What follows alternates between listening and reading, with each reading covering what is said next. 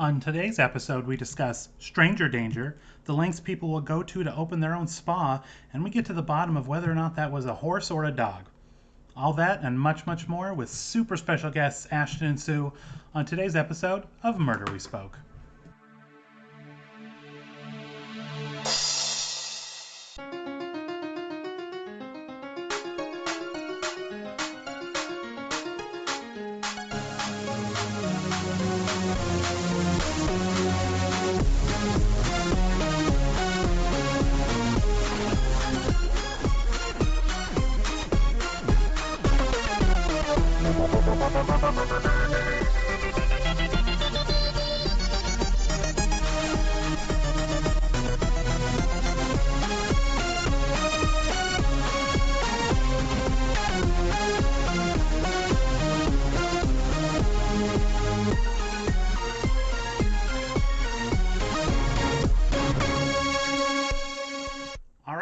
Welcome back to another episode of Murder We Spoke.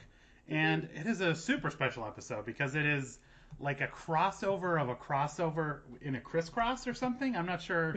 There's so many intersecting podcasts on this one. It's going to make your head spin.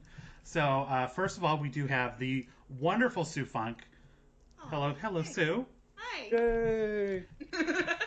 And we have the wonderful Ashton. Hello, Yay. Ashton. Ashton is from the Skeet Skeet podcast that covers the show Noah's Ark. Mm-hmm. And Sue is from the Cabernet and A podcast, which covers Pretty Little Liars. Yes. So we were going to have Chelsea and Sue on from Cabernet and A, but stuff happened last minute. Chelsea's a very important person. Marissa couldn't do it, so it's like, you know what, we just people canceling left and right. So we're like, you can't keep some good podcasters down, so we drug Ashton in here, and we're like, we're still going to do this son of a bitch. It's still going to happen. Yeah. There was a murder. It was written. It has to be told. Exactly. We can't stop it. It's in the cards. We can't stop it. Yes. So the episode we are covering tonight is Season 12, Episode 15, entitled The Dark Side of the Door, which originally aired on February 1st, 1996. Now... What? Have either of you ever heard the phrase "the dark side of the door," or is that just something they made up that doesn't mean anything? Well, there's The Dark Side of the Moon, which is a Pink Floyd album, which is awesome. That syncs up with Wizard of Oz. That's all I got. That's it. Ashton, any theories? I think that's the Pink Floyd theory is a good one. That's exactly what I have down in my notes. Like, I think that was a Pink Floyd album, like a little bit before I was born. A little bit, yeah. Just a scotch before you were born. A little bit. Yeah. Just like 25, 30 years. Not long. I don't know, the dark side of the door. It made me think of the other side of the pillow. Have you ever heard that? Like the cool side of the pillow? Or whatever? Yeah, have you ever heard someone like, oh, she's as cold as the other side of the pillow? Mm-hmm. That's what it made me think of. So I just don't know. And like the dark side of the door, it just doesn't mean anything. I'm focusing on it far too much, but it just doesn't mean anything to me. Let's see.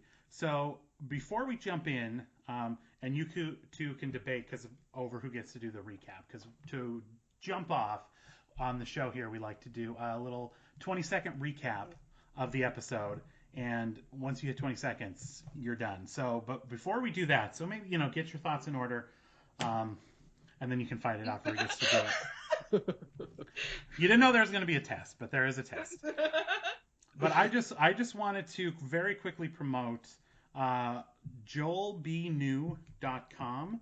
He is writing theatrical pop songs based on the book titles from Jessica's books in the show. Awesome. So he's going to do 5 songs. He's putting out his first EP. It's going to be entitled Cabot Cove. And he's going to write songs based on her books. And he's letting people vote on which 5 they get to be. So it's like I'm so it's ridiculously how excited I am about it. But this is the best thing ever that someone's done with their lives. I mean, like, how did it take this long? Joel B. New. First of all, I wish my name was Joel B. New, because that's a great name. Yeah, that's a great name. So yeah, it's just Joel, the letter B, New.com. And if you click on the news tab, it has the full list. There was, over the 12 seasons of Murder, She Wrote, there's been I think 44 book titles that Jessica Fletcher wrote. And so you get to pick all of them. I'm partial to The Corpse Danced at Midnight. That's that's kind of my. You guys covered that one. That's the one, like her first book. That's the book she wrote. Yeah, in the pilot. So that one, like, that's a great one. And spoiler alert, it was a pregnant ballerina who was the killer in that book. So What? Yeah. You know. Like, so equal opportunity killings. Exactly. So go there. He's gonna premiere them starting in January. So go there. Vote. You can vote as many times as you want for as many as you want. So go on there, go sick, and then all we have to do is wait for those, like a theatrical pop song. I don't even know what that is either. That's another thing that excites me. I don't even know what that would be. I mean, it's like an after Christmas gift. It's like the holidays get extended. Exactly. Thank you, Joel. We're getting these things. That's right. So thank you, Joel. So yeah, go on there. Go on his website. Vote like crazy. And if The Corpse Dance at Midnight doesn't win, I'm gonna feel slighted. So be sure to just drop a vote on that one. You guys, it won't hurt. You can vote as many times as you want. So why wouldn't you just put a little check mark on that one and then vote? You can vote for whatever else you want. I'm not saying that. Okay, so moving on, which one of you would like to do our 20-second recap? I nominate Sue Funk because I am going to be terrible at this. Oh man, I wish I could talk like the Micro Machine guy right now, like that super fast talking guy. Who was in like the Snapple commercials? Was that him? I think he did Micro Machines where he would talk really, really, really fast. Oh, I'm thinking of. There's a guy that did Snap. Okay. Anyway. Maybe I'm wrong. Maybe he also did. No, he also Google fast talking Snapple commercials because I'm not making that up. I swear to God. The Snapple commercial was the lady like, "Hi from Snapple." Before this was pre that lady. Snapple lady. I think her name was Wendy or something. She was Wendy. She was wonderful. Yeah, she was wonderful. But this is pre her even. I swear. Whoa. So this is going back. That's a deep cut. This is going back, you guys. Was it Snapple? I'm pretty sure it was Snapple. Anyway. Okay, so Sue Funk, whenever you're ready, we'll start the timer. You just got to give us just a quick overarching synopsis of what happened in the episode we just watched. Okay, I think I can do it. Are you ready? Right. Okay. Now. Okay, so Jessica has a new editor. She's super young, and she's like giving her all of these notes, and then all of a sudden they're like, oh, there's another book that you should read. And she's like, okay, I'll read this guy's book. He's supposed to be amazing. And it turns out that the guy wrote about her kidnapping. And so now she's going to find out who her kidnapper is, and her kidnapper was killed already. Oh, wow. Oh, that was right under the wire, but you did it. You did it. Too much up top. A lot. This was like a very involved episode. Like the whole... Yeah. So, for listeners, the whole reason we picked this episode is because it has a great guest turn from Meg Foster, who plays Mrs. Grunwald on the show Pretty Little Liars. So, just a nice little PLL turn. That's why we chose this episode. So, like, her whole storyline was just like a giant red herring. Like, it was like 15 minutes of red herring, because she didn't even meet Jessica. No. Well, did she? No, I guess she didn't. Like, she went up and she was flirting with a dude in the hotel room. And she talks to Erin, the book reader girl. She talks to her. She met with that old dude at lunch who was trying to recruit her to his firm. Mm-hmm. And that was it. Like, it was a lot of, like, what's going to happen with Meg Foster's career? She sadly. Well, and it was funny because I was looking on IMDb. I was like, oh, is she like a reoccurring character? Is she like Jessica's agent? And no, she's just... No, absolutely not. Might as not. well have been the background character ordering a sandwich. Like, had nothing to do with this episode. Yeah, very true. And she her last episode was season 2, so she 10 years in between. Okay. And she, spoiler alert, we covered it on Pretty Little Podcasters. It was our quick foray, but she was the killer in the other one. So. Oh, so I guess they were like, we gave you so much last time. Exactly. Yeah. Yeah. Don't get greedy, Meg Foster. Don't get greedy. So is it true that she plays a different character in each episode, or is it like a few seasons she plays the same character? No, she was different. And in fact, the guy that played Dirk Matheson, whose name I wrote down, Richard Bamer, Hmm. this was his sixth episode and his sixth different character that he's played on this show. Yeah. Which guy was that? He was the author that got killed. Oh, you mean William Dafoe, but not William Dafoe. Yeah, yeah, Bobo Willem Dafoe. Okay. He was Tony in West Side Story. Okay, I saw that because I went through here and looked at went through IMDb just to see if I recognized anybody, and there was an embarrassment of guest stars because Yeah. I've never seen West Side Story, but that's like his. Oh, this is what you're known for. Don't give me that face, Sue Funk. I'm trying to be polite and let you finish. It's like, what America did you grow up in? I'm not a fan of a musical. I think that's what it is. Like I'm just not a fan of like Chicago. Fine, I'll watch Chicago, Rocky Horror Picture Show. But you know what? Does a person need to watch more than 2 musicals in their life? I don't think so. Yes. What about The Wizard of Oz on NBC? I think you mean The Yeah, that's Wiz. just ridiculous. Very different. Wiz, yeah, I'm sorry. Very different. Yeah. I have But, seen like, The West Wiz. Side Story, you like watch that in like school when a teacher's hungover. I feel like that's got some history to it. It's, I guess it. Yeah, we never watched it. I didn't grow up in a household that liked to appreciated a musical. Musicals not big in Montana. I'm going to tell you right now. Fine. So I think it's even on Netflix now. Actually, maybe I should. Maybe I'll have to give in and go. But it's a really long one too. It's like 2.5 hours long, isn't it? Yeah, I'm sure you could probably find like the movie clips online and go through it and figure it out. That's how Okay. I watched Garfield: The Tale of Two Kitties. I know exactly what happened in that movie now. And it took you like 15 minutes. So Yeah, it was great. It was the best way to watch that movie. okay, so I'll do that because Tale of Two Kitties, West Side Story, Same diff. really, I mean, on par, kind of Yeah. same level. But I recognize him because he played Audrey's dad in Twin Peaks. That's right. Yes. Yes, he did. That weird show. Super weird. I've got through season 1, and now that I host a podcast about a TV show, I oddly like if there's especially a show as deep as Twin Peaks, I need to listen to a podcast that breaks it down for me because that show is so much above me. Like Yeah, there's a lot of weirdness. Yeah, there's so much that goes on. So there's a podcast called A Damn Good Podcast about Twin Peaks. That's amazing. They've covered the first season. They also do a Hannibal podcast. So I'm Oh, so you're partial.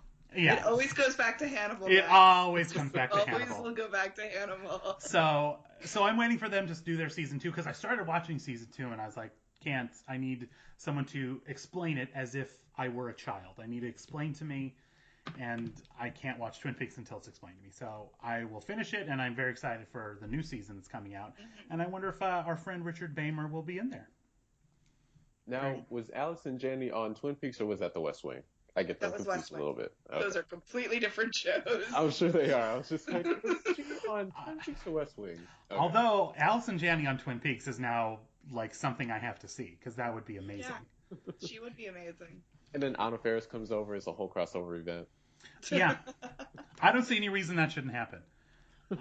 Let's see. So that's and then another guest star that was amazing was the mom / like spoiler alert killer lady. mhm. She was the mom in Honey, I Shrunk the Kids. Yes, that is exactly what Ashton instantly. was looking very lost. I've seen the movie, I swear. I just don't remember that. Really? Okay, Yeah, good. well, As long congratulations. as you saw the movie, we're fine. Yeah. I feel like that was so before your time because I loved that movie so much when I was in school. I Mhm. read the novelization of that movie. I liked it so much. That is taking it to another level. That is like I remember like at recess I would go sit behind a tree and read the novelization of Honey, I Shrunk the Kids. Vivid memory of this. I don't know why. Sounds like you had a great time in school. Oh yeah, it was just great. It Yeah. was a wonderful time. And then because I remembered her. I haven't seen that movie for at least over a decade. And the second I saw her, like instantly recognize her. And like a lot of times, and Ashton will confirm this, like I have the worst memory. I forget everything.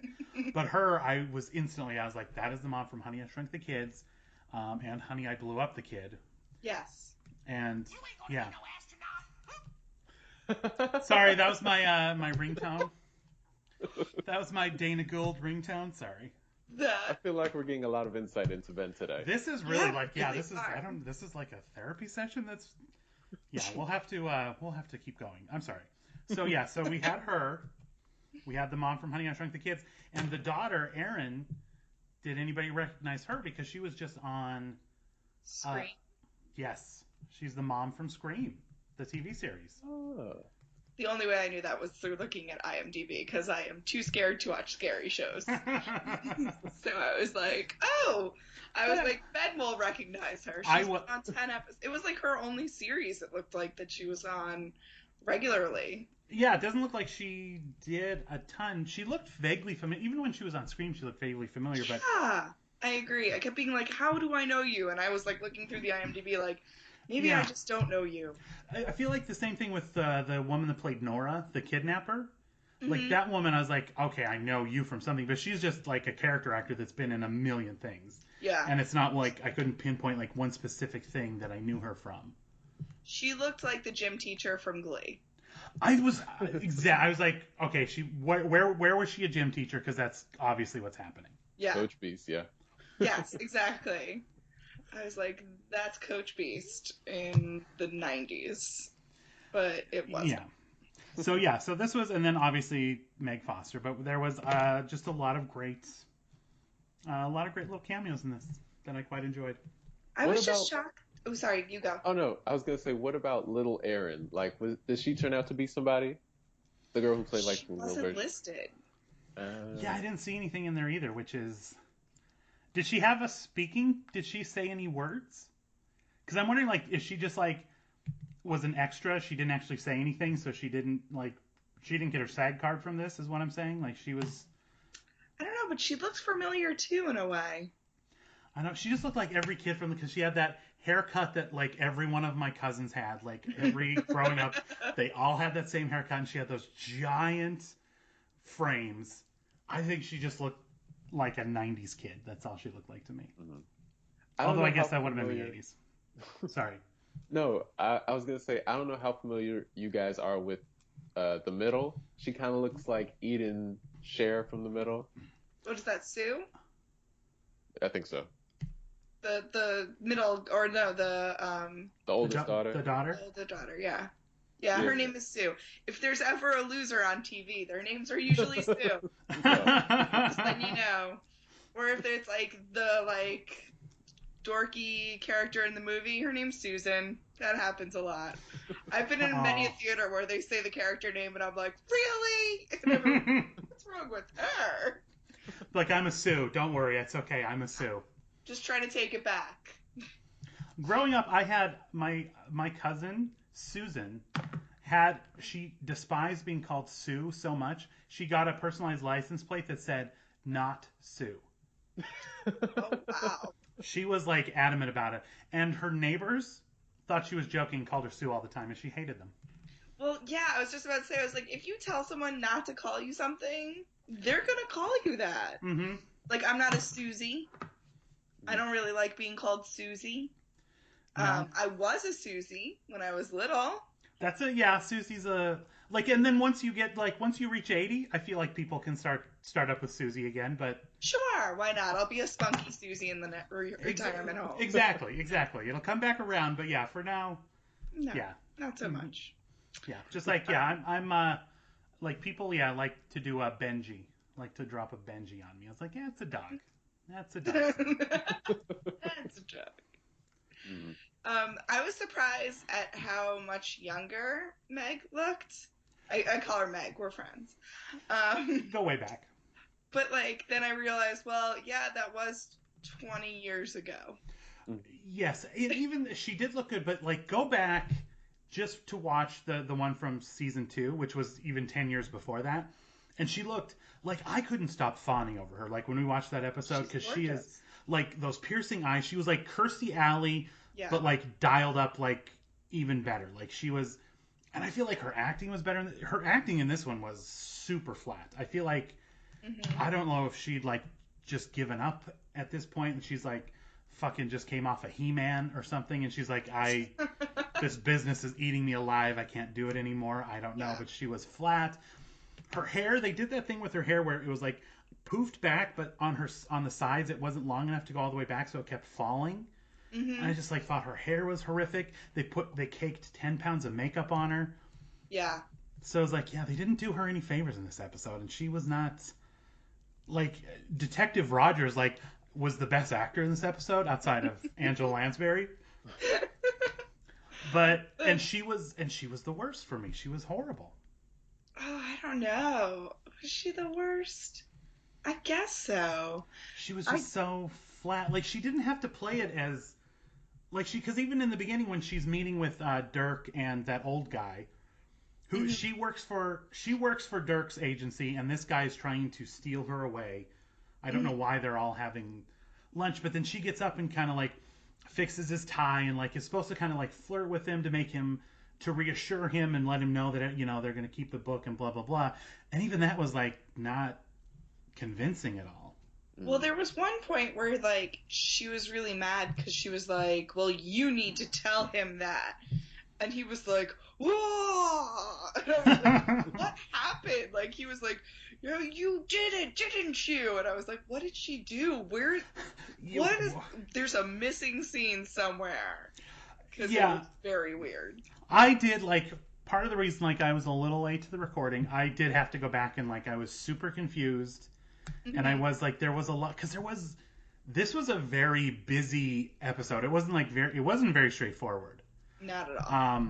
So yeah, there was a lot of this whole shit with let's talk about like other red herring stuff, like the whole stuff with Sonny who wants to become a manager at this gym. Oh yeah. Like why did we have to like this is all about like Meg Foster's career goals, Sonny's career goals. Like this is the most bizarre episode that had very little to do with murder at the end of the day.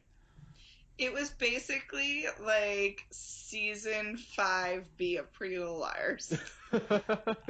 Yeah, this was That was what it was. There was like all these people that you're like, what does that even have to do with anything? And it was like, surprise, nothing. Had nothing to do with anything. We just wanted like I was like we were just jingling our keys over here. Doesn't really mean anything. Just kind of wanted to draw your attention away. Yeah. So she didn't do much for me. But let's see. So my first note is that because Jessica's working with our good friend Erin, and she's reading her book, doing some edits and stuff, and then this is when Meg Foster drops the Dirk book in her lap, and is like, "Hey, I need a fresh set of eyes on this." And she's like, "Oh yeah, no problem. I'll read it tonight." And I was like, "That book is huge. Who can read a book in a night?" Editors. Is that what being in like? Because that just seems crazy to me that she's going to get through that whole thing and not just like get through it like for a book club where they're going to lightly discuss it. Like she has to pick out continuity errors, like anything that's wrong. She has to like go through this, and she's like been working all day. She's taking this home. She's like been reading books for like 18 hours straight. That's insane. That's what they do.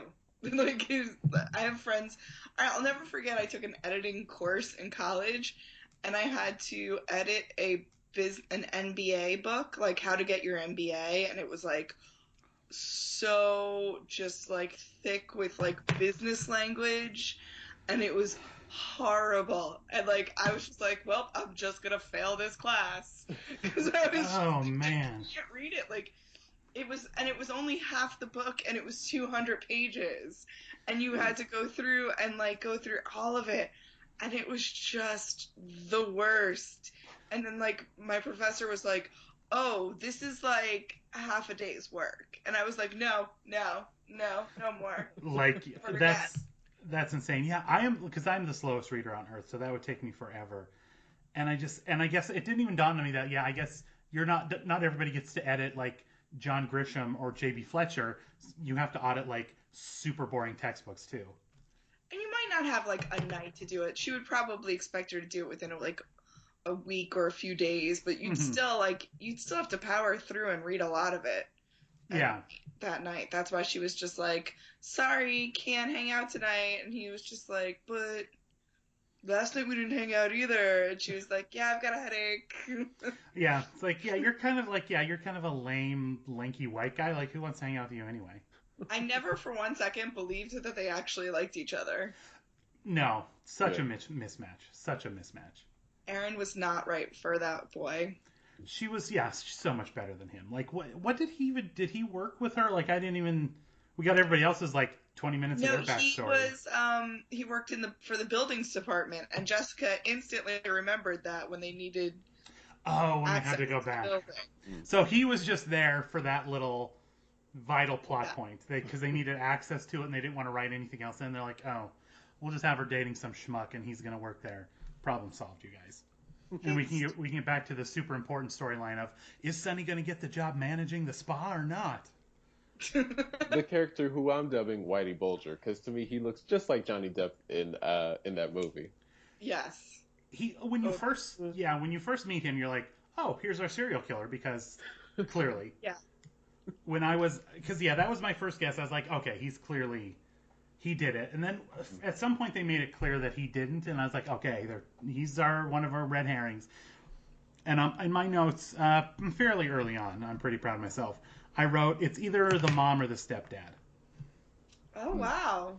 So I didn't quite have a reason, but when they were talking about dipping into her trust fund, yeah, I was like, okay, they have the financial motive. They have like everything like lines up. They would know how to get it. They would know how to not get caught. Like they have all the access they need. So I was like, okay, this is they're looking good for this crime. But that was also weird because the mom was like, why don't you buy an apartment in New York City? You've got all this money. And I was like, but then you hang up the phone and you're like, oh, I hope she doesn't find out we stole all that money. I was like, you just told her to use it. It was one of those what do you call it? It was like what's the term where you try and convince someone to do something so they won't do it? Reverse psychology? That's the one. That's the one. I'm dumb. She was using reverse psychology. She's like, you should buy this. Why? You should have a Bentley. Maybe you hire a driver. And she was just like, no, Mom, I'm just a humble editor, just reading my books at night, and I don't need any of that fancy stuff. And she's like, all right, well, you've got millions of dollars. You're living in like a fifth floor walk up in the city, but you have millions of dollars if you need it. Just FYI. Mm-hmm. I will admit, I thought the killer was the detective or the head of the NYPD. That guy. Oh, okay. I can see that. I was just like, oh, something's going on with that guy. Like, because they did do a lot of stuff like, oh, he wants his son to get into art school, and like he's hitting JB up for like a fucking reference for his dumb 5-year-old.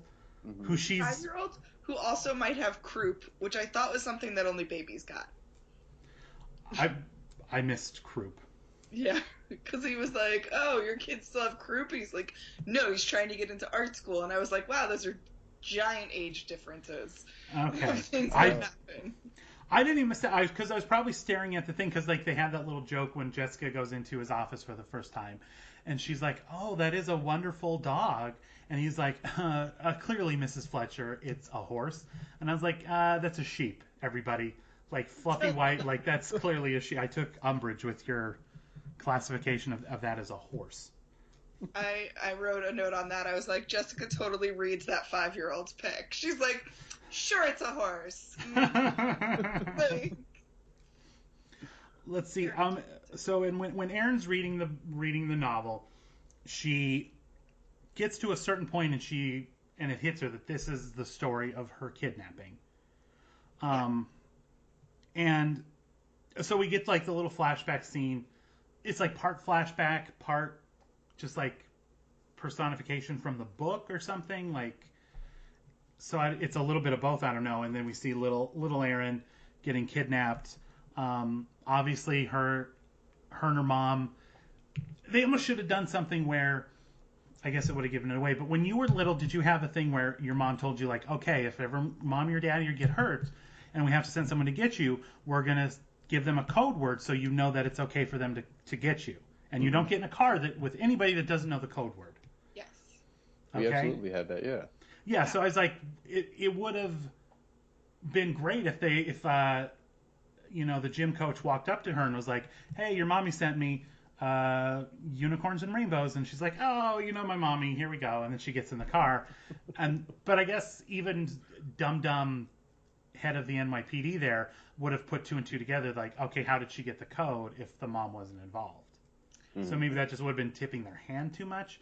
But I don't know. I feel like, especially for whatever reason, kids in that era was like, there's razor blades in the candy, there's abductions everywhere. Like, people were so overly sensitive or overly cautious about child abductions. Oh, yeah. So I feel like our code word machine gun, by the way. Was it? Machine gun? That was our code word, so. That is such a fucking scary. Come with me, machine gun.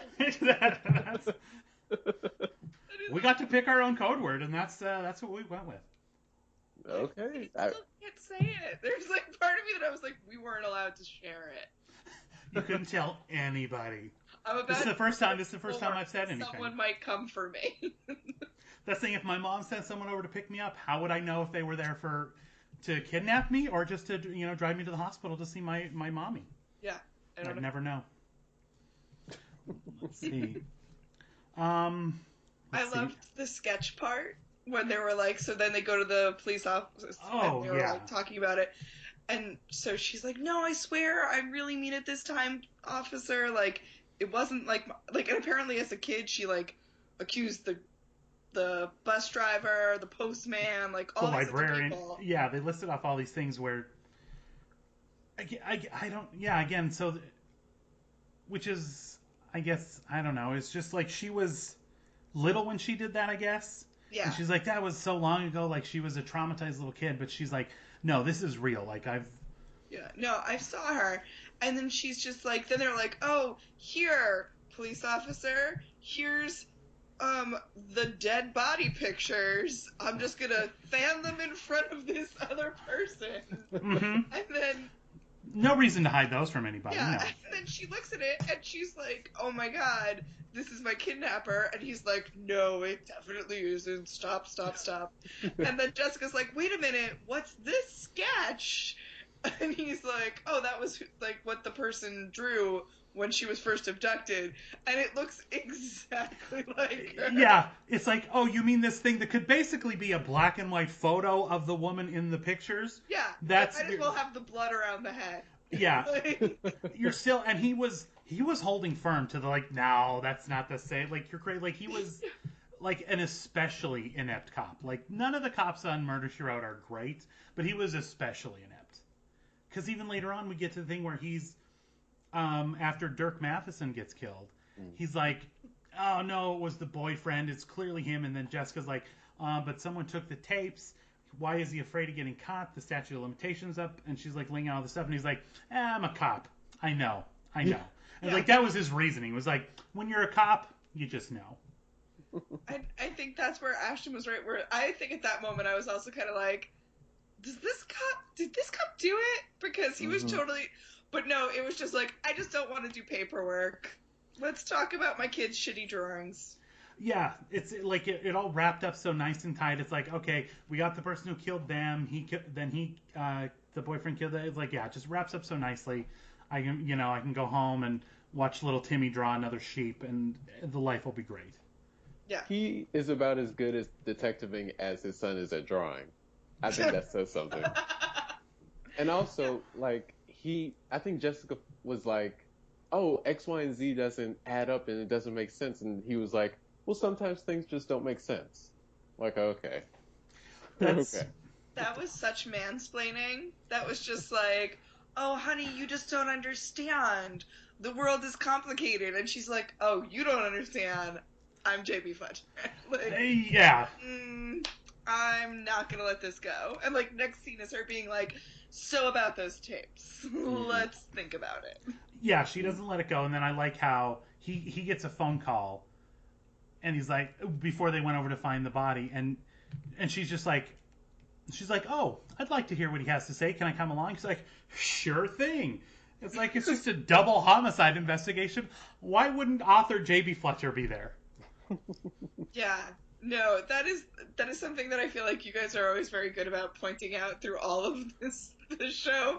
It's just like, well, obviously she's written murder novels. That's like being like, what if we just went back and was like Edgar Allan Poe, like police detective buddy? Like, it's just like, just because you write something about death, you instantly get to go to all these crime scenes. That should be. They should do like a spin-off of Murder She Wrote. Set it back in Edgar Allan Poe times, and like he's going around solving crimes with people. And he's like, Constable, I'd like to go to this crime. And they're like, come on, Edgar. Was he British? I assume he was British. I don't know. I think that he was American, but... Okay. I think you're right, because he was played by John Cusack. And John Cusack's not doing a British accent. No. Okay. All right. I have to, like, cut this part out of the podcast so that we can, like, follow up on this pilot idea. I think it's like it's recorded. I feel like we have like a certain amount of time to act on it before anybody can steal it. I think we're okay. Oops, wait, Hollywood already made it. No, I'm kidding. Ah, damn it. It wouldn't surprise me. I like when Erin goes to the police station and like finds out all this stuff, and she's so upset, and she goes to see her mom. Her mom's just like, again, like, you should just go to the Bahamas. Let's just spend that money of yours. Yeah, that was another thing that made her seem suspicious, because she was like, because Erin was like, she's like, I can't sleep. I like every time I close my eyes, I see this thing. And the mom's like, with all the therapy we gave you, like, I don't know why you're still harping on this whole kidnapping shit that happened like 12 years ago. Get over it. Well, even when she finally was found out at the end, the mom was kind of like, I just had no idea that this would do that to her.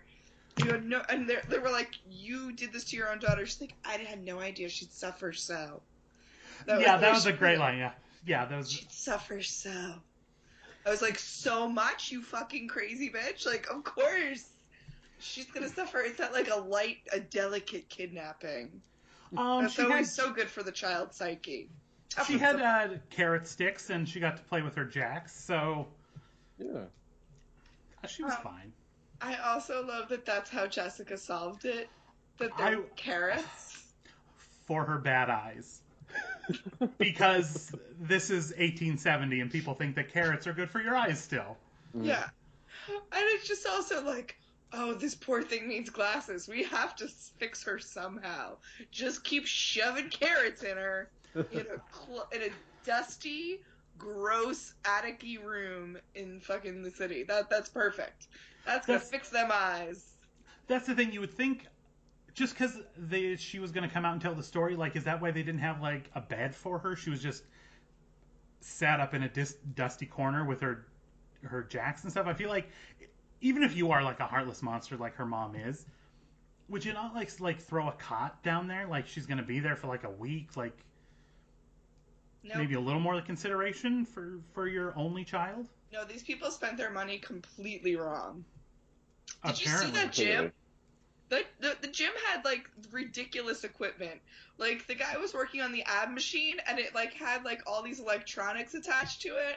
And I was like, it's 2015. None of that stuff matters. None of that is on any gym equipment that you're on. It's like the crunch machine. It's like, what is that saying? Like, you're crunching hard. Beep, boop, beep. Like, that was... Yeah. Why? Was it just like encouraging? I was like, that's some good crunching there, friend. Keep it up. And the reason why they wanted to fire Sonny is because Sonny interrupted the mom while talking to Jessica. And he was like, I need to talk to you about... Let me see. I know I wrote it down because it was the most... The super treadmill. Yes, the super treadmill. Yes. That was what it was. I was like, this is the most ridiculous thing ever. We have to talk about the new super treadmills. I was like, what? I want to see this blueprint, because that's what he's like, do you have the blueprint that I gave you for the super treadmill? And I was like, why do they need to dip into a trust fund when they have this fucking moneymaker under their feet, the super treadmill? Do you think he was talking about ellipticals? Like, was that the super treadmill? I think that's exactly what it was, and we're fools for mocking him, because Sonny made like the biggest workout craze of the last 20 years, the elliptical. Yeah, I mean, the man who's not super built was perfect for your head trainer, but not your manager. Yeah, exactly.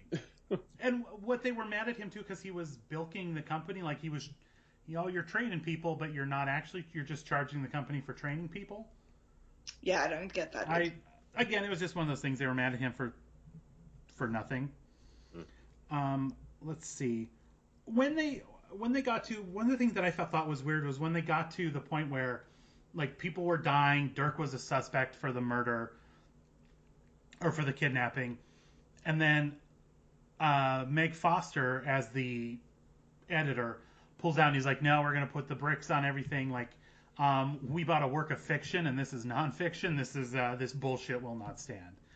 And like for the longest time, I was like, you guys, this is the greatest thing that could have ever happened to you. Yeah, this is great publicity. Yeah, you pitch this as nonfiction, like it's a rare look inside of a kidnapping. It's got this added intrigue, like because it's past the statute of limitations, so you got it straight from the kidnapper. Like all this, like it's like that book sells a million copies, like right away. Yeah. And the edit and they're like so squeamish about like, no, you're a fiction writer, so we absolutely will not have this true story nonsense of yours. Makes no sense to me.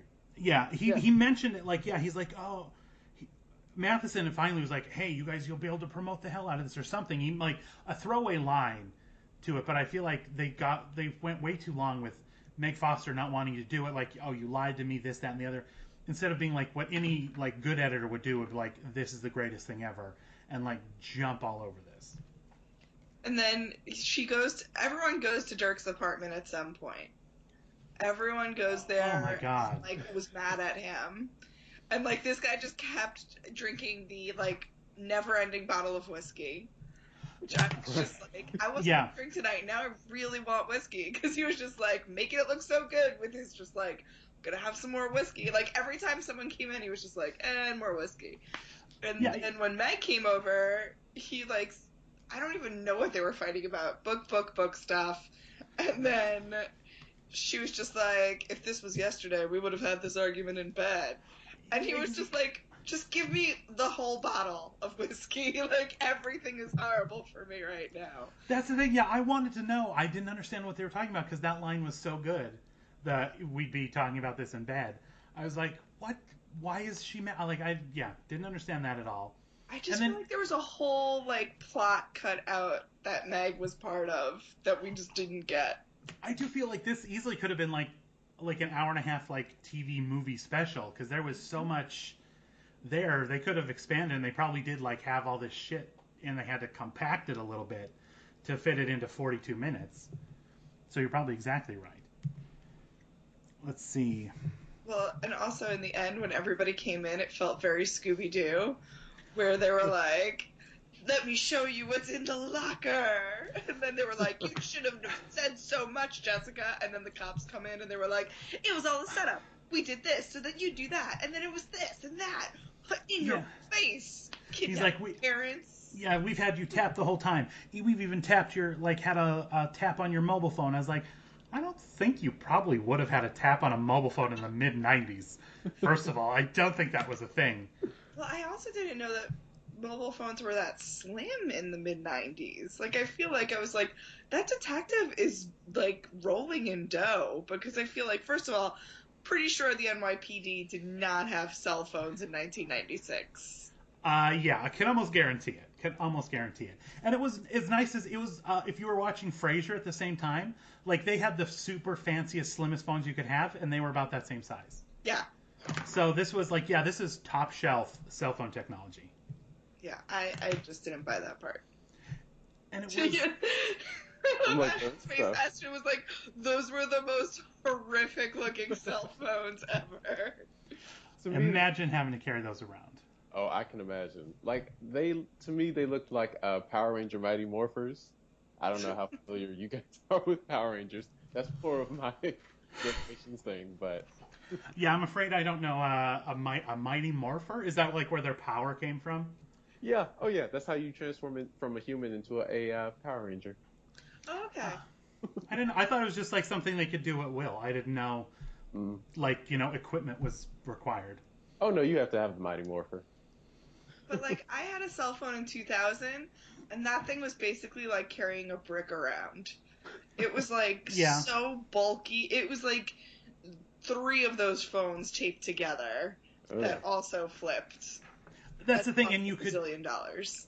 It costs $1 bazillion, and you still need to remember everybody's phone number because that sucker ain't saving any phone number. Oh yeah, no, it couldn't save anything. It was literally like just a phone that got the worst reception. They were, oh yeah, useless is kind because they were like you carried them around in case of emergency, and that's basically the only time you ever used them. I used mine in college to talk to my boyfriend, who was in Albany, which was the same state, but because he was upstate New York and I was on Long Island, it's still like it was like $500, and I was like, "What have I done?" Oh, long distance fees. Do you remember those? But it wasn't even long distance. Oh, it was like, just. Oh no, it's a long distance because it's not the same area code. I was like, WorldCom, you were the worst, and then they went WorldCom. Sue brought her fight all the way to the top. I did. I took that whole sucker down. I was like Jamie Fletch. I was like, I know friends that will get your kids into schools. The whole thing, like, this happens frequently on the show, and this is season 12. This is one of the last episodes of the show. But it just like never makes sense to me that she's confronting two kidnappers / murderers, like ruthless enough to kidnap her own daughter, and then the second someone comes around and is like, hey, we might spill the beans or do a little something, like they're more than happy to put a bullet in them, and they're gonna send this 70, verging on 80-year-old woman in there to chat about their crimes with them. Like they think she's alone. Like why? The second she started in on it, like that giant gorilla of a man should have just like with one motion of his arm taken her out and like, okay, baby, we're getting out of here now that I've destroyed this old woman. That's true. That is very true. Yeah, they were both bodybuilders building the most ridiculous gym in the world. And I love how that's what they did. Like, what is going to motivate you to kidnap your own daughter to do such a unthinkable thing? It's like, well, I want to open a health club. So I'm and the health bar has to be bigger and grander. And you added another sauna and another spa. I was like, those are like the same thing. Like, what are you talking about? What? They're right next door to one another because it's the same. It's all in the same place. And we need more do-rags for these white guys. I don't know if you noticed that like every white guy in there had like a big do-rag on. No, but that's amazing. I was fixated because there was one guy, like, because they were walking through that gym a lot, and it seems like they got the same, like, three guys working out in the background, because there was Handlebar Mustache Guy, who did have a do-rag, but there was also, like, super buff black dude who was just, like, doing the thing, like, lift above your head, wearing one of those, like, shoestring, like, tops that, like, only existed, like, in, like, the late 80s, early 90s, and it was, like... And it basically, like, it stopped at his waist. Like, you could see full pecs and everything. Like, and it just stopped at his waist, like, with the little shoestring. And, like, barely went down and, like, was wearing the shorty shorts. Yeah. So, I mean, little eye candy in this episode. I appreciated it. I mean, those things, like, barely covered his nipples. Like, hardly. Like, they covered, like, just nothing. Like, he could make the jump over to Noah's Ark without missing a beat. Oh, definitely. All the workouts and the machines, like, kind of scared Jessica. She was just like, whoo, good thing I don't want to do that. Like, I was just like, they dropped a dumbbell. Like, calm down. You could do this. You have your own workout video. Come on. Yeah, I'm pretty sure. But she's all natural. Like, she's just using, like, her body's own, like, momentums and movements. And, like, yeah, she doesn't need any of this bullshit, like, all this mechanical nonsense. Have you seen the workout video? I have it on VHS. I just need a video cassette player. But I also have her book. There was a book to accompany this, like a hardback book. Go on eBay, get like a $10 VHS. I really need to, like, because one day we'll just get. It's on YouTube though, I think too. I think so, but that's not real. That's not the full experience. You need to put the tape in. Then you have to get your little your sweatband, headband, and then you need a leotard over your tights. That's right. Really how you're gonna do it. That's what one day maybe that's what we'll do on the show is like we'll like raise money for charity, and if we raise enough money, we'll recreate the workout tape scene for scene, beat for beat, just like that remake of Psycho. Yeah, every scene for scene. Perfect. Okay. Exactly what you need to do. Did you guys? Yeah. Go ahead. Oh no, I was gonna say, did you guys notice that that Aaron's mom was wearing like a turtleneck underneath a tank top, underneath like a tied sweater around her waist? Mm-hmm. Do people like actually work out like that? Or is that for show? Possibly. Yeah, I feel like noticed that, and it didn't really take me off guard because that's people wore that stuff. That was a thing people did. Like she was like I was actually a fan of that look, that long shirt with the belt. Yeah. Like I was enjoyed that, and she was rocking a couple of those in this episode, and they looked really good. Peggy Bundy ruined it for everybody. That's true. That really was the end of It it. became like a white trash thing. Yeah, that's true. And it's because I remember like holidays that was like holidays in my house. It was like a red one with like the little glittery. It was kind of like glittery fabric with a belt around it and like tight black leggings. Merry Christmas, everybody, because that's what all my aunts wore to the party. It was fantastic. Like a very like Talbot's household, so we had like all those like ornate Christmas sweaters, or it was like always like a jaunty plaid, like a red and green plaid. It's very, very I guess more New Englandy. Yeah, it is a little like we never got into like a sweater like a Christmas jumper type deal. Did you have a Christmas attire, Ashton? No. My parents and I usually wear like flannel shirts. That's about as far as it goes. All right. So nothing decorative at all. Nothing wrong with flannel. Nothing wrong at all. Making a big comeback. Everyone's wearing flannel. I know they're not, but thanks for making me feel better. No, they are. Plaid flannel's like way in now. It's coming back. At my office, they're trying to start Flannel Fridays. So really, I love Liberation Day. Yeah, when it invades the workplace like that, it's come back. Oh, it hasn't reached down here yet, so I'm excited. If they do have Flannel Fridays, I think you should petition hard for Moo Moo Mondays. So that everyone can just come in a flowy Moo Moo, just everyone dressed like B. Arthur Day. Oh, just a Moo Moo with shoulder pads. Comfort at its peak. All right, let's see. Let's see. The what's her name? Erin tried to kill this guy like twice in the episode, and nothing really came. Like she pulled a gun on him and then went up to his apartment with a knife. Yeah. And nothing like. I know you're the victim, but I feel like something should happen to you when you're like really close to murdering somebody twice. Yeah, they kind of brushed that over. Also, they had a gun in the filing cabinet. Just a gun chilling in a filing cabinet at the gym. I was gonna say, like, is that her mom's gun? Because she wasn't at her office when she pulled that gun out of the filing cabinet. Okay, just a empty gun, just hanging out in the filing cabinet. And her mom was like, "Thank God it wasn't loaded, because you usually keep it loaded in your filing cabinet." I guess that's the thing.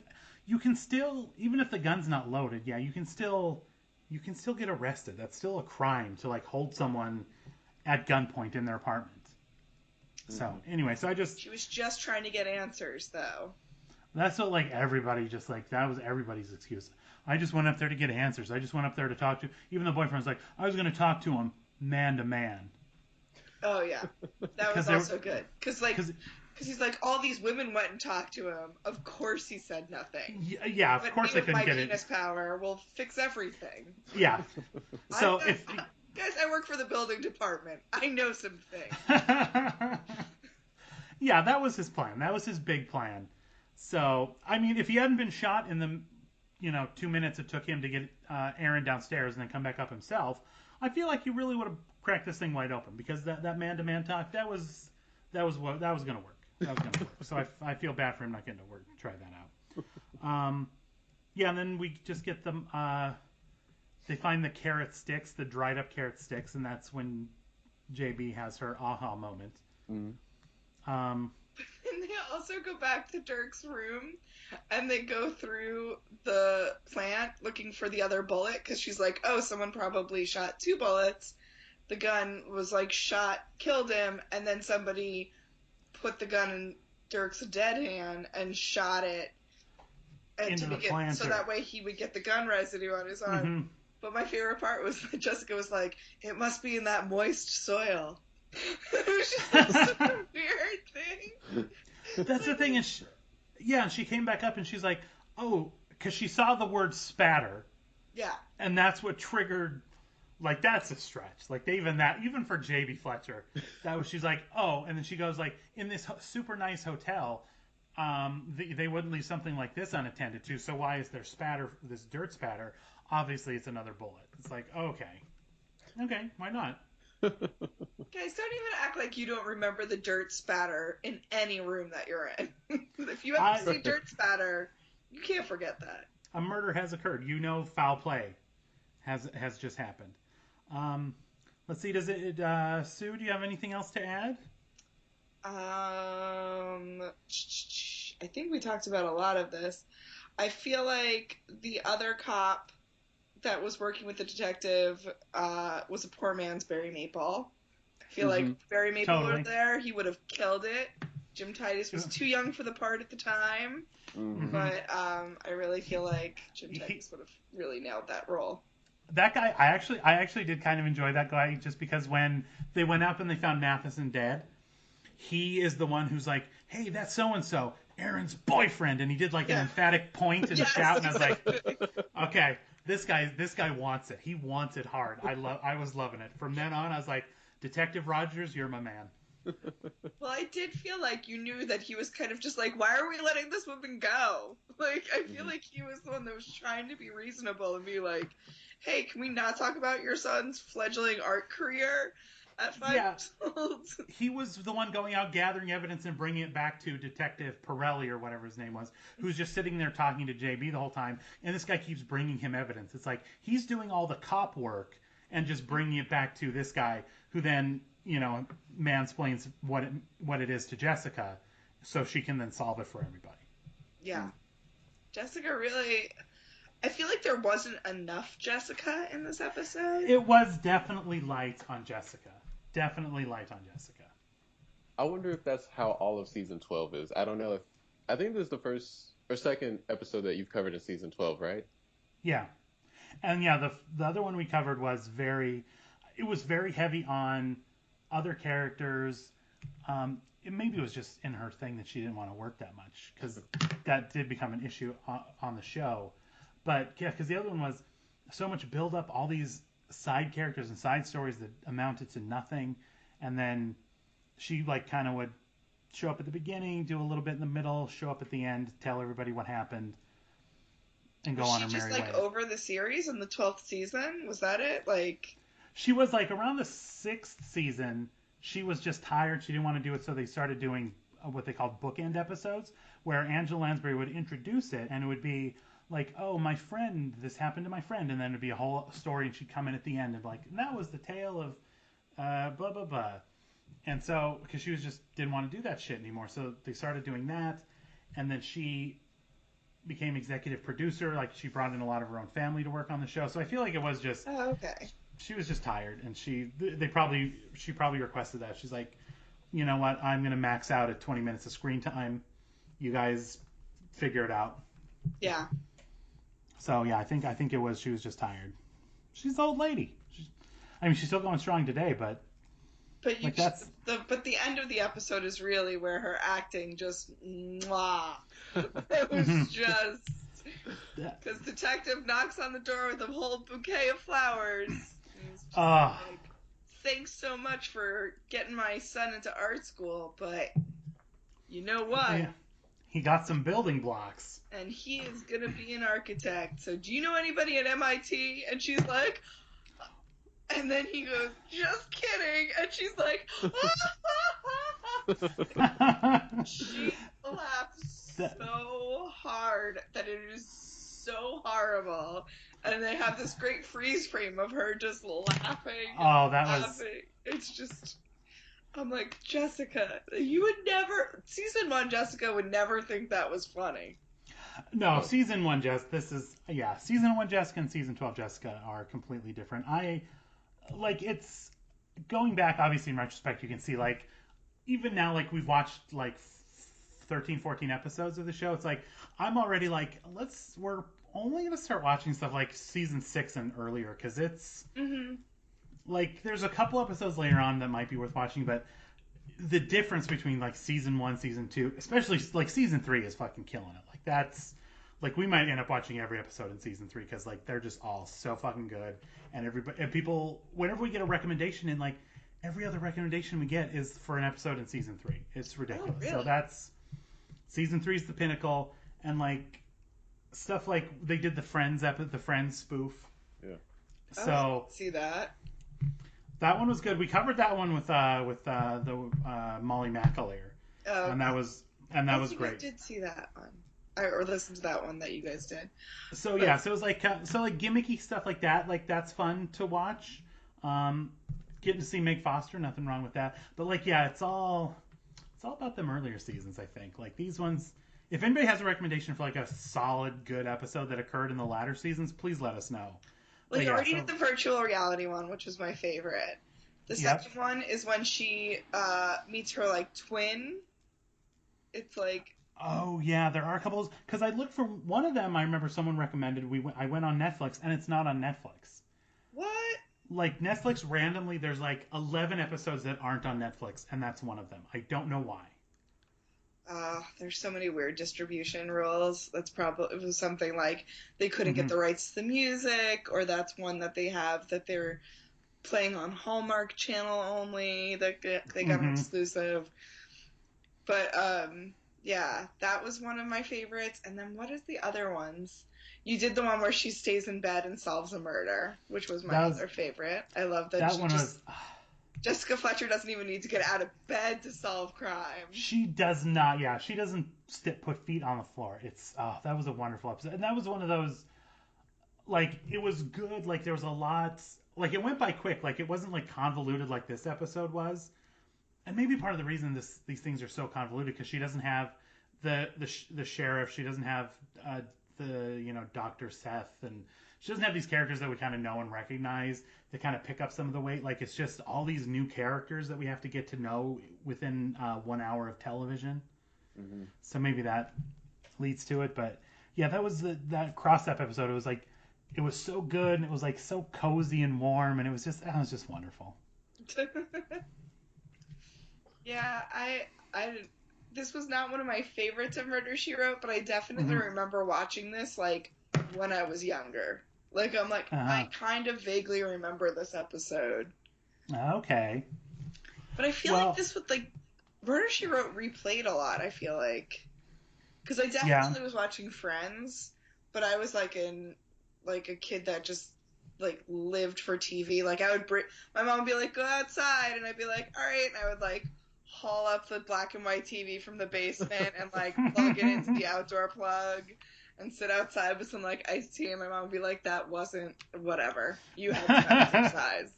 It's like you got me on a technicality. Fine. Yeah, like I was the kind of person that was like, ooh, it's time to go home. There's TV to watch. Bye, friends. Gonna go watch Real Friends on TV. Real Friends. So I feel like I watched a lot of repeats, and I probably watched this when it was repeated. I see. I feel like a kismet with you because I did the same thing, where like Saved by the Bell reruns at 3. Sorry, band practice, not hanging out, and then the Rosie O'Donnell show's right after that at 4. So peace. I'm definitely not missing the Saved by the Bell Rosie O'Donnell 2 hours because that was life. What if the koosh hits the camera? That would be crazy. I mean, people would lose their goddamn minds. Like, don't think I didn't have like little koosh balls and little koosh throwers in my room. You were the coolest. The Chub Club, like, yeah, oh yeah, all of it. Like, she turned out to be a monster of a human being. That sucks, but hey, that show was great while it lasted. I hear the same about Ellen. So. Yeah, I know. That's the thing. If you listen to a podcast, like, because like on Throwing Shade. Ashton. Ashton's gonna cry. There's like a tear coming down my cheek. Every time you say that to someone, they just because you don't see it at all. But like I can't remember it was either Aaron or Brian from Throwing Shade worked for Ellen. Greg Fitzsimmons was a writer for a while. He had on maybe it was Janet Varney, but he's had people on his show, and they always end up talking about it. And not a single comedian that's like since like kind of gotten their own career, has their own podcast now that talks about being on Ellen, that just hasn't said it was horrific and they couldn't wait to get out of there and they dreaded going into work. You mean like the show, like writing for the show was bad, or Ellen herself? Like I refuse to believe like Ellen DeGeneres is like not an amazing person. You know what? I won't say anymore. We'll just, there's no need, Ashton. There's no need to. That's not what we're here to do. Let's talk about unicorns and rainbows. That's right. Come that's this way, Ben. I'll take you to your family. Let's see. So, Ashton, do you have anything else you'd like to add to the end of this bad boy? My last note says like delicious brisket. Not sure what I was referring to, but delicious brisket. When she called her housekeeper Henrietta, and she was like, the kids and I are coming home for some of that delicious brisket. It was like 10 p.m. and she's just calling the housekeeper to whip up some delicious brisket. Get out those white linens. Yeah. That's what happens. That's what you can do when you have a lovely, spa business you can afford shit like that. Okay. So we usually close this podcast with a little game. We usually play the top 10 game. But I don't want to keep you guys. It's very late there on the East Coast. So we have a new game that was created by Tom McNabb. Hey. Oh, Tom! Yay! The wonderful Tom McNabb. He suggested this to us like a long time ago, and I was like, oh yeah, totally. Just am an asshole and just completely forgot about it. And then I saw something today that I was like, oh yeah, he suggested that. So we're gonna give it a trial run today. Okay. I played it with Melissa and Marissa at the office today. And they got one of them right, so let's see if. Let's see. So, it is called Death Blank Murder Blank. Okay. And all it is we're gonna take, because the word murder or death, not surprisingly, appears in like most titles of the show episodes. Mm-hmm. So what I'm gonna do is I'm gonna give you a show title, leaving out one word, replacing it with blank, and then I'm gonna read you the like one sentence synopsis that IMDb offers up. And you're going to try and tell me what that missing word is. And the first person to shout out the right answer wins. Okay. Oh, it's on. Okay. So let's see. So let's see if this game works. I think it's going to work pretty good. Okay. Right. So this one is season 1 episode 9, which was entitled Death Casts a Blank. A popular nightclub hypnotist is discovered murdered. Glance. No, during a private press call. Keep going. Let's see. Death casts a blank. Popular nightclub hypnotist is discovered murdered during a private press call. Dummy? What is No. Death casts a Jeff Dunham. A spell? Yes, a spell. Yes. Point to Funk. Yes. Okay, I have a couple more actions, so you can get back in this. We'll do best of whoever gets to 2 first. We'll just do that because I have 5 here. So if you guys can get into these other 5, okay. This next one, season 1, episode 8. The episode title is "Death Takes a Blank Blank." 2 Soviet ballet dancers on tour in the States are wanted following the murder of a man backstage during their debut performance. Backseat. No, good guess. Death takes a blank blank. Think it's Curtain call? Yes. Oh my God. Sue Funk is running the table on this game. All right. Damn. All right. Advance. I'm just high-fiving all the angels. Thank you. Okay. Do you want to do one more for fun? I mean, Sure. Sue's our winner, but I think Why not just completely sweep Ashton? there's no reason not to. This one's a tough one. I actually don't know. This one could get you. Okay. Season 12, episode 14, which is actually the episode right before this one. So if you saw it on your Netflix queue, maybe you can conjure that up. No cheating! Murder in Blank. Seth's benefit concert to save the woods near Cabot Cove is endangered when the lead singer is permanently silenced. Death in a blank? Murder in Blank. Murder in a Gem and the Holograms high C? It is a musical term. I'll give you that much of a clue. Murder in blank. Crescendo. No. That's actually very close. Ashton. Murder in. If you, let me see, another clue for this word is if you do something to a certain beat. What is that beat also known as musically? Tempo? Rhythm? Yes, tempo. Yes. Murder in your face. In your face. Ooh. All right, we do have a slaughter rule on this game, so we're going to end it there. Okay, all right. Well, I just came on to do a little Murder, She Wrote podcast, but I leave a sore loser, and now I have other things to say about Ellen, so this went well for me. No, I'm sure she gives everyone a puppy, and she's fantastic. There, don't worry about it. Okay. People just do that because they don't get to work there anymore, and they're so mad that they don't get to work there anymore that they're lashing out inappropriately. That's all it is. That's what I thought. Okay. Let's see. So, Sue, do you want to tell the good people where they can find you online? I would encourage everyone to follow at Nick at Night TV on Twitter and Facebook, and TV Land. If you guys are voting for People's Choice Awards, please vote for Hillary Duff. That's something that we're programmed to say. I am at the Sue Funk on Twitter and at Cabernet and A on Twitter as well. And that's our podcast that I have with Chelsea, who is busy working until 6 a.m. when she has a call. So she is, she's got to go to set tomorrow, and she's also working all night. Wow, she's like an editor. Yeah, you got to work hard to keep that diabetes cat alive. Not a euphemism. That's a sad truth. That's a sad truth. All right, Ashton, what about you? Where can the good people find you? Oh, they can follow me at SkeetSkeetNoah across all social media and email us at skeetskinoah@gmail.com. See, okay, perfect. It's like you said that before. Okay, and you guys can find us. We're at Murder We Spoke on the Twitter, murderwespoke@gmail.com. So we only do the episodes recommended to us by our listeners. That's the only thing, that's what we go off of. So let us know what episodes you want to hear us cover, and we will cover them.